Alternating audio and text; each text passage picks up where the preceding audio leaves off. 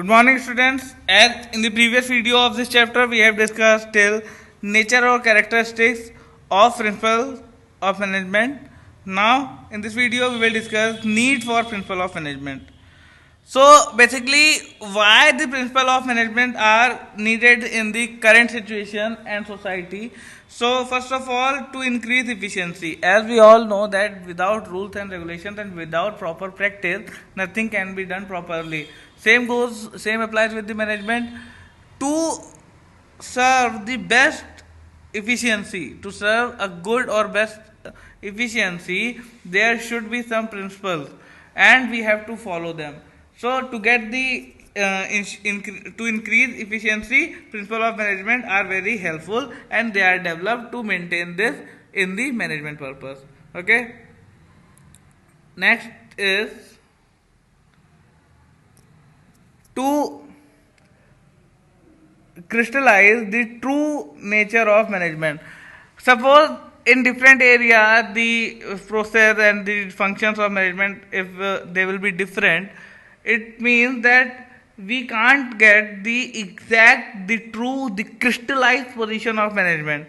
But if there should be a proper way for each and everything, therefore should be a proper process of each and everything, there should be a proper principle for each and everything. At that time there will be a universality and we can crystallize the true nature of management due to this. Knowledge and understanding of the principle and the concept of management makes it easier to describe and analyze the true nature of the management.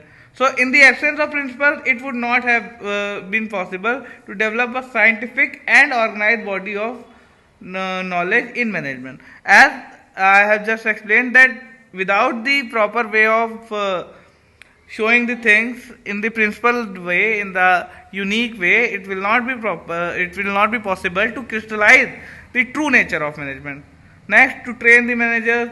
In the absence of principle, the training of manager depends upon trials and error method.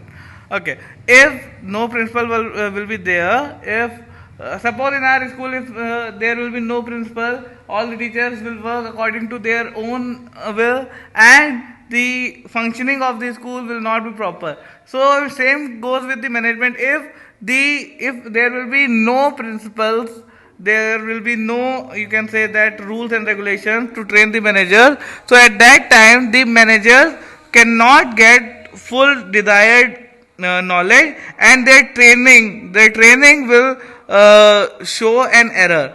Formal methods of training managers in institutes and universities are possible only when there are fundamental principles. If principles will be there, all the methods, all the universities will teach their managers according to their will. To improve research, if there will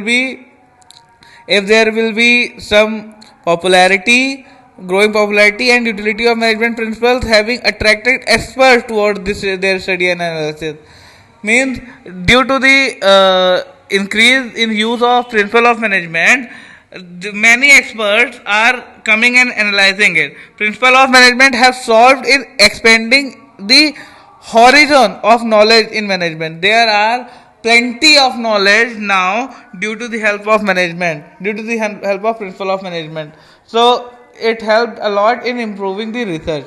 Next, to attain social goals. Without the principle of management, nothing can be done in a proper way, and due to this, we will not be able to get the desired aim, the social goals achieved in a particular time. So managers coordinate the effort of people so that individual objectives get translated into social attainment. This can be possible just due to the help of principle of management. Next, to clarify thinking. Principles of management make the thinking of managers clear and systematic. If they all are trained in a particular manner, in a simple manner, in a straight manner, it means that there will be some efficiency, there will be some similarity, uniformity, and that is why the clarification of thinking will be there amongst the management.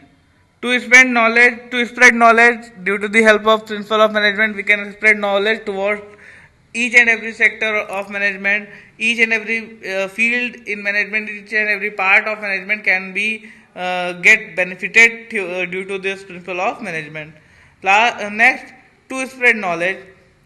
Principle of management are useful in spreading managerial knowledge through teaching. As I am teaching you, so that you are getting the knowledge about management in the field of training. Due to this principle of management, useful and spreading managerial knowledge through teaching. These principles constitute an organized body of knowledge which is taught in management institution and business school. So these will be taught to you in the business schools, that how principles of management actually work. Last but not the least, to elevate managerial behavior. If we have studied the principle of management properly, we can simply evaluate the managerial behavior towards the society and towards the firm. Principle of management prescribe what one should do to manage things in the given situation. These principles attempt to prescribe and evaluate the behavior of management. So it will be helpful in behaving the management. Okay. Now let's move to the Taylor's principle of scientific management. Taylor's principle of scientific management.